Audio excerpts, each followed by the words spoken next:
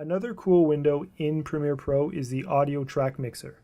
Because we have a sequence set up, if we go to the audio track mixer, now we have a whole bunch of tracks that represent all of the tracks down here. We have A1, A2, A3, all the way to our master. If we see that here, A1, A2, all the way to master. Exactly like a mixing board, we can adjust all of the fader volume levels to whatever we'd like, and it will only affect that one channel. So if we wanted only channel 1 to be quieter, we can lower it to whatever we'd want. If we want both to be lower, we can set both to the same.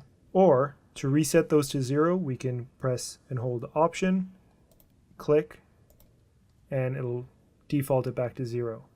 If we wanted to lower the entire audio of our sequence, we can go to the master and then lower that by what we want. Normally, to give myself a little bit of headroom and to avoid some peaking, I can lower the master volume level, and I normally set it to about -1.5 or -2. And another cool area inside Premiere Pro that a lot of people don't know exists is if you click on this little tiny arrow here, you can actually have inserts and sends where you can apply different plugins that affect the entire track. So if you have a whole bunch of audio on one track, you can actually apply, for example, a high and low pass, which gets rid of any low end frequencies or high end frequencies that you may not want, and it'll affect the entire track. So this is great if you want to apply something on the master channel, for example. So again, how I found that was in the audio track mixer, there's a little tiny arrow at the top left. You click it, and then this opens up. If I go to the master channel, the very top are all inserts, and these are all sends. I have yet to use any of the sends. For our purposes, we only need to insert plugins, or essentially add plugins to add effects to any of our tracks. So on our master track, we can go to the top here, click on the arrow, go to Filter and EQ, add an EQ, then we will right click, go to Edit, and then this track effects editor will come up. Now this is pretty standard. This will look the same in pretty much any recording software. You have a whole bunch of different areas. You can have your high, your mids, and your low, and then you can adjust these to taste to remove or add certain frequencies. Okay, so we're going to reset it. So now what I normally do is once I have all my dialogue and my edit is near completion, you can start playing around with these to cut or boost certain frequencies that make your audio sound better. Now, because 99% of the time any music you add will be already mastered, you don't need to go crazy with these.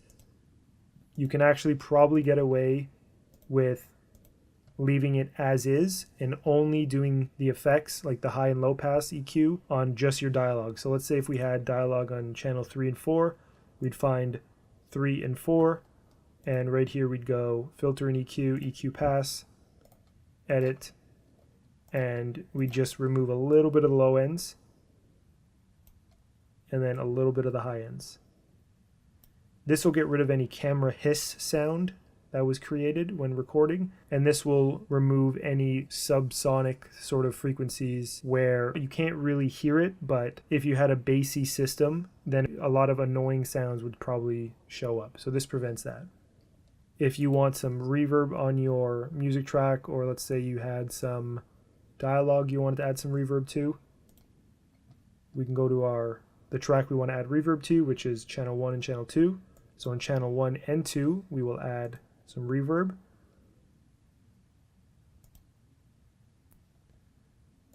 We can either go to one of these, which is a preset, or we can edit.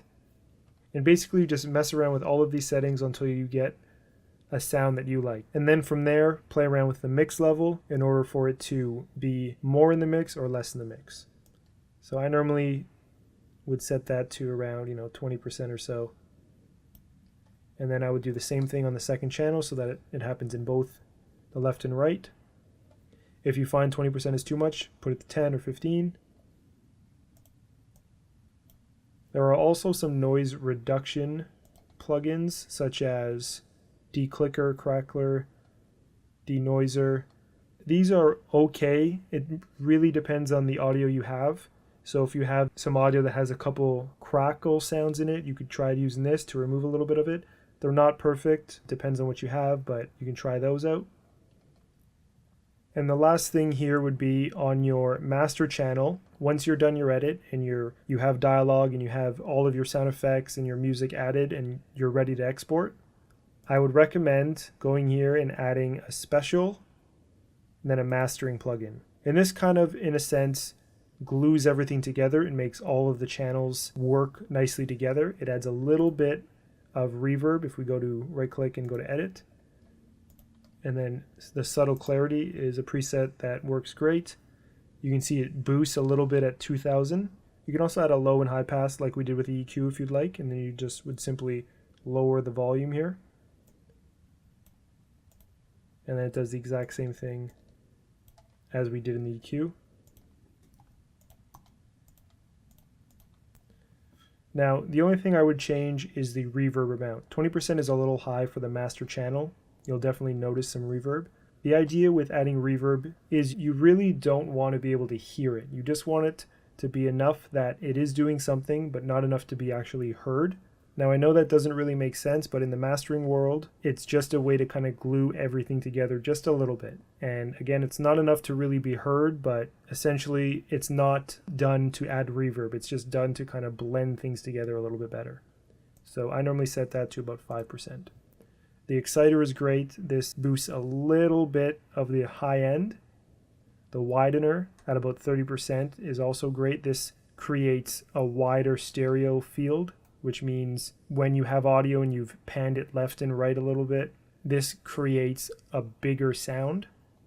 Your loudness maximizer, this increases the overall sound of your master channel by 15%, and your output gain is set to 0. You can boost it a little bit if you want, but 0 is fine.